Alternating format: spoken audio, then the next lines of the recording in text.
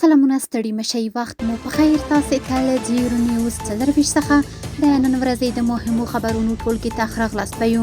نن پنجشنبه د 1405 هجري لمریز کال د ورید 14مه چې د 2026 زیږدیز کال د اپریل له 2 سره برابره ده.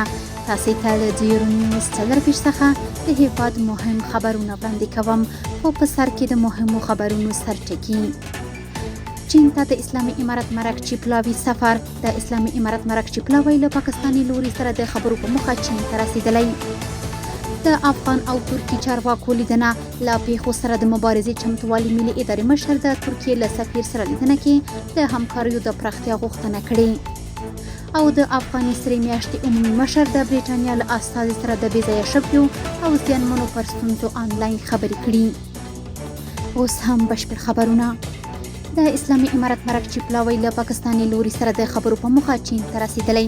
د اسلامي امارت بهرنیو چارو وزارت بیان عبدالقهار بلخي ویلي چې د چین په نوښت د اسلامي امارت د منځنۍ کچې پلاوی د چین ولسي جمهوریت ته رسیدلی، ترڅو له پاکستاني لوري سره د خپل اصولي موقف له مخې رسمي خبرې اترې ترسره کړي. بلخي ویلي ټاکل شوې ده چې دغه خبرې د ارومچي په ښار کې د چین په منځګړیتوب پیل شي او په وینا یې دا بهیر د چین په غوښتنه او له دغه هیواد سره د متقابل درناوي او رغنده تعامل پر بنسټ مخته وړل کیږي. نوموړي زیاته کړې چې اسلامي امارت په دې ناستو کې د متوازن او اصولي دریځ له مخې ګډون کوي او په پام کې لري چې له مقابل لوري سره د ښه ګاونډیتوب، سوداګریزو اړیکو د پیاوړتیا او د امنیتي موضوعاتو د مؤثر مدیریت په اړه هر اړخیزه او مسؤلانه خبرې اترې وکړي. بلخي د غرض ویلي اسلامي امارت باور لري چې د متقابل درناوي، نه مداخلې او رغنده تفاهم پر بنسټ ډیپلوماټیک تعامل کولی شي د دواړو هیوادونو ترمنځ شته موضوعاتو ته عملي او دوامداره حل لارې ومومي او د سیمې د ثبات او همکارۍ لپاره زمینه برابره کړي. له پیښو سره د مبارزې چمتووالي ملي ادارې مشر د ترکیې له سفیر سره لیدنه کې د همکاریو د پراختیا غوښتنه کړې. له پیښو سره د مبارزې چمتووالي ملي ادارې مشر مولا نورالدین تورابي په خپل کاري دفتر کې د ترکیې له سفیر سادین ایلدز او د هغه له ملپلاوي سره لیدنه کې د دوړخیزو همکاریو پر پیاوړتیا خبرې کړي. په یاده ناسته کې تورابي ویلي چې له پیښو سره د مبارزې چمتووالي ملي اداره غیر سیاسي ده او خپل فعالیتونه د پیښو له زیانمنو سره د بشري مرستو په چوکاټ کې پر مخ وړي. نوموړي زیاته کړې چې د ترکیې خیریه بنسټونو تر دې وړاندې هم له افغانانو سره مرستې کړې دي او د هیواد د طبیعي پیښو له ګواښونو سره د مخ کېدو له امله اړتیا ده چې دغه همکارۍ لا پراخې شي. د یادې ادارې مشر د ترکیې د پیښو له ادارې سره پر مستقیمو اړیکو د لټون او ژغورنې ټیم د جوړېدو او د ظرفیت پر لوړولو ټینګار کړی. بلور د ترکیې سفیر ویلي چې ترکیه د سوداګریزو اړیکو ترڅنګ په تخنیکي او بشري برخو کې هم له افغانستان سره همکاري کوي او ځانګړی تمرکز یې پر تخنیکي همکاریو دی، ځکه دا ډول مرستې اوږدمهاله اغیز لري. نوموړي د غرض په یادو برخو کې د همکارۍ چمتووالی څرګند کړی او زیاته کړې ده چې د پیښو مدیریت او د ظرفیت لوړولو په برخه کې به ګډې هڅې وکړي. په آذربایجان کې د اسلامي امارت سفیر د یاد هیواد د دولتي کډوالۍ ادارې د نړیوالو همکاریو له مشر سره لیدلي. په آذربایجان کې د اسلامي امارت سفارت د خبرپاڼې په خپرولو سره ویلي چې د یاد سفارت سرپرست ډاکټر محمد فیصل د دغه هیواد د دولتي مهاجرت ادارې میګریشن د نړیوالو همکاریو له مشر الوی الیف سره لیدنه کې د دواړو لورو ترمنځ په آذربایجان کې د میشتو افغانانو پر حقوقي وضعیت او اړوندو همکاریو خبرې کړې دي. د خبرپاڼې له مخې دواړو لوریو پر ګډې همغږۍ او دوامداره همکاریو ټینګار کړی. د افغاني سرې میاشتې عمومي مشر د برېټانیا له استازي سره د بې ځایه شویو او زیانمنو پر ستونزو آنلاین خبرې کړي. د افغاني سرې میاشتې عمومي مشر شهاب الدین دلاور د افغانستان لپاره د برېټانیا له ځانګړي استازي ریچارډ لینزي سره په آنلاین ناسته کې د داخلي بې ځایه شویو کورنیو او د وروستیو ورښتونو له امله د زیانمنو پر ستونزو خبرې کړي دي.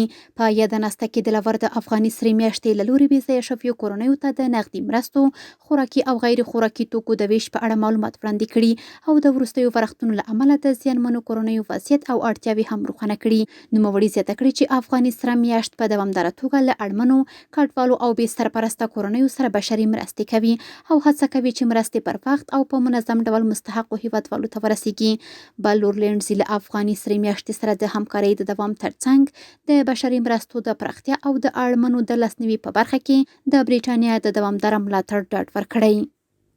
په اندونیزیا کې د اسلامي امارت سفیر له خپل ازبک سیال سره د دوه اړخیزو اړیکو پر پیاوړتیا خبرې کړي. په جاکرتا کې د اسلامي امارت د سفارت سرپرست مولوي سعدالله بلوچ په کوربه هیواد کې د ازبکستان له سفیر ویبیک اوشونوف سره لیدلي.